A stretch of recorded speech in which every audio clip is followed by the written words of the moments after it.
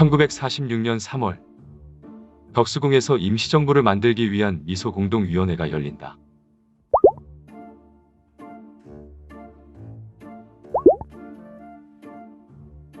미소공동위원회가 열리자 좌익 세력 10만 명이 모여 회의를 지지하는 집회를 가진다.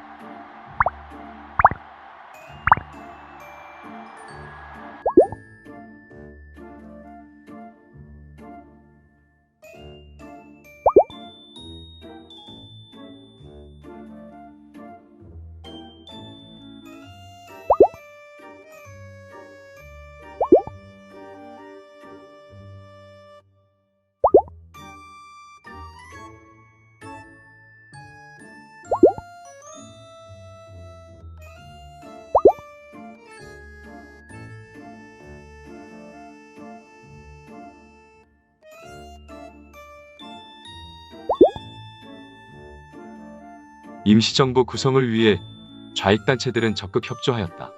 하지만 우익단체들은 나서는 세력이 없었다.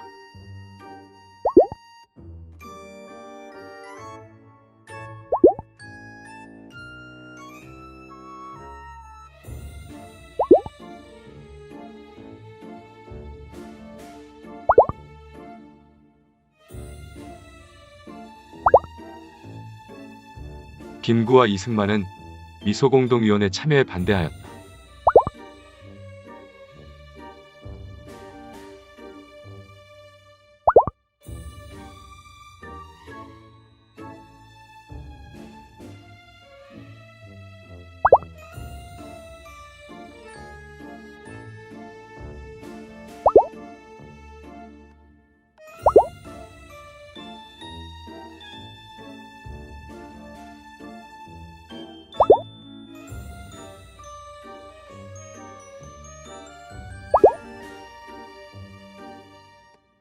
미소공동위원회는 해결점을 못 찾고 시간만 흘러갔다.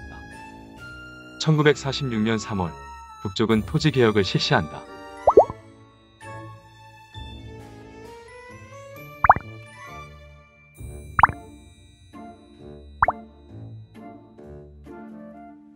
김일성 토지개혁 실시. 일제와 친일파들의 토지 모두 몰수. 땅 주인은 5헥타르까지 인정.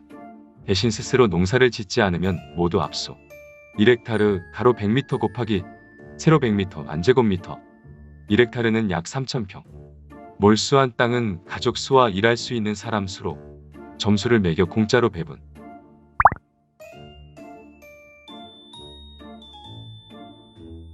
토지 개혁으로 화가 난 자본가, 지주들의 가족까지 100만 명이 남한으로 내려간다.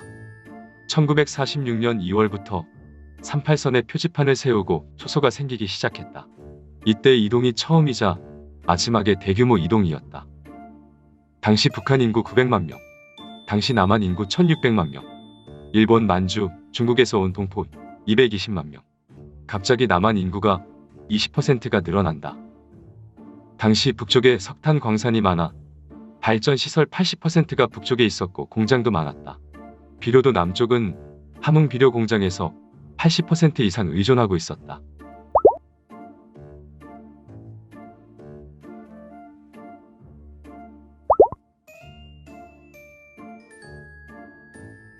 남쪽은 산업시설이 부족했고 전기, 석탄, 비료가 많이 부족했다. 특히 비료 부족은 식량 생산량의 감소를 의미했다. 문제는 남쪽의 식량 부족 문제였다.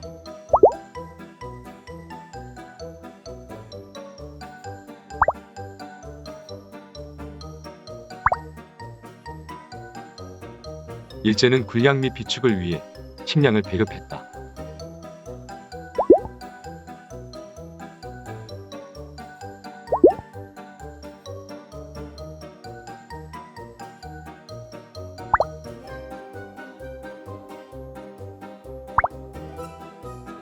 미군이 들어오자 시장 경제 체제로 바뀌면서 사람들이 마구 먹기 시작한다.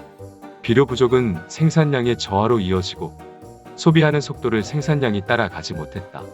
여기에 북쪽에서 100만, 해외에서 220만 명이 들어오면서 식량은 더 부족해지고 식량 부족은 물가 상승으로 이어졌다.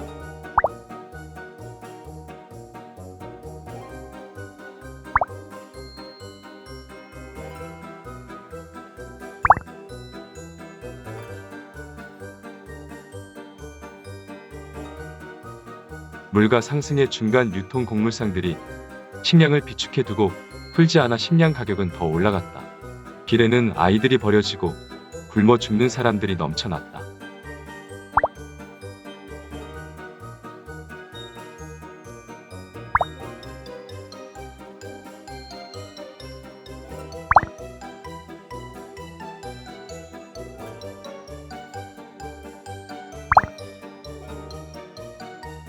남쪽은 토지 개혁이 늦어지자 농민들과 노동자들이 불만이 많았다.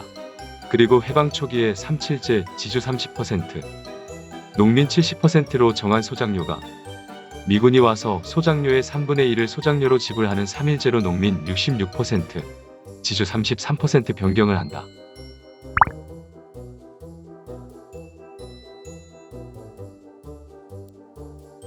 농민들은 수확량을 속이고 곡물을 숨겼다.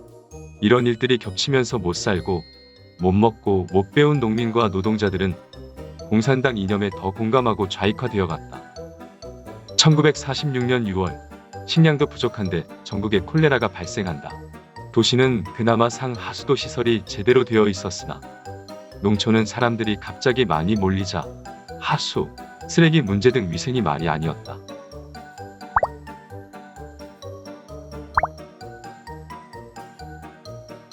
콜레라 창궐로 11,000명이 죽는다. 아직 정부는 자리도 못 잡고 정치인들은 자리 싸움뿐이었다.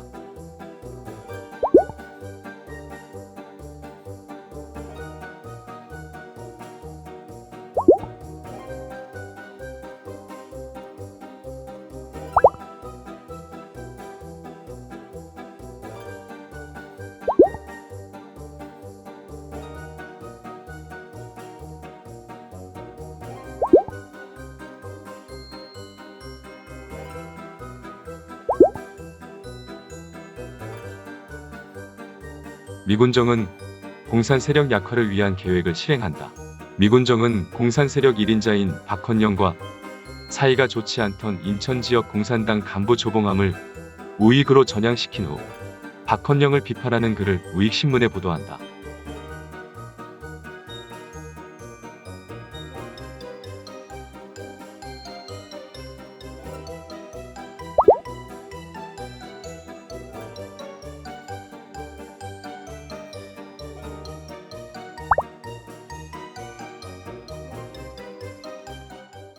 일제시대 집회인 세공이었던 김창선이라는 사람이 있었다. 당시 공무원 월급은 600원, 일반 직원 월급이 300에서 400원 시절이었다. 전쟁에서 지고 일본 집회공들은 일본으로 돌아가게 된다.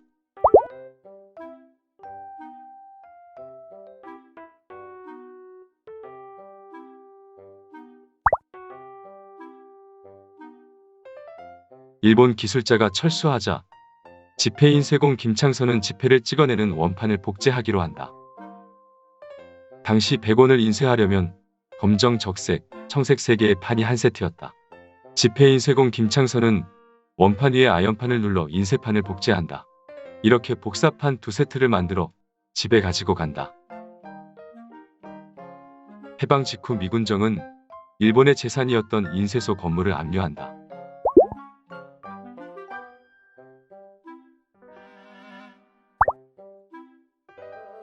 압수당한 인쇄소 건물은 좌익 세력이 싼값에 불화받고 조선정판사라는 이름으로 변경 후 공산당 기관지 해방일보를 인쇄한다. 인쇄소의 직원들은 예전 직원들을 그대로 고용한다. 직원들은 공산당 교육을 받고 공산당에 가입한다. 어느 날 김창선이 위조원판이 있다는 소식을 듣고 다른 인쇄업자가 찾아온다.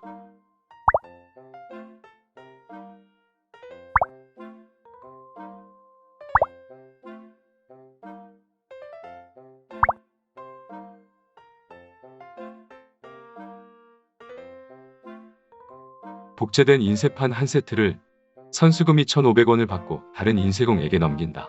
당시 직원 월급은 300에서 400원이었다. 복제판을 산 인쇄공은 다른 일당들과 같이 위조 지폐를 만들기로 한다.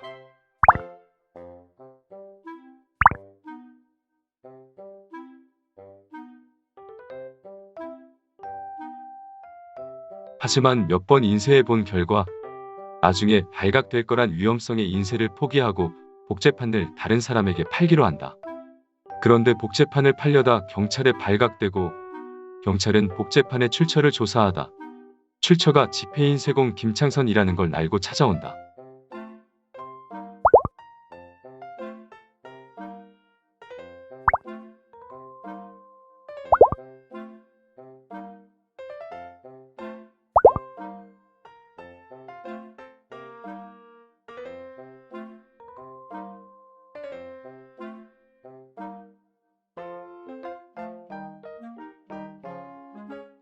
가져온 원판으로 찍어보니 복사된 인쇄판이라 모양이 제대로 나오지 않았다.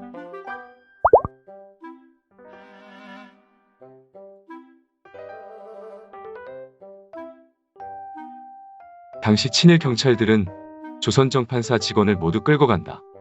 경찰에 끌려간 직원들은 혹독한 고문을 받고 경찰의 뜻대로 자백을 한다. 당시 경찰은 친일 이미지 세탁을 위해 반공의 목숨을 걸었다.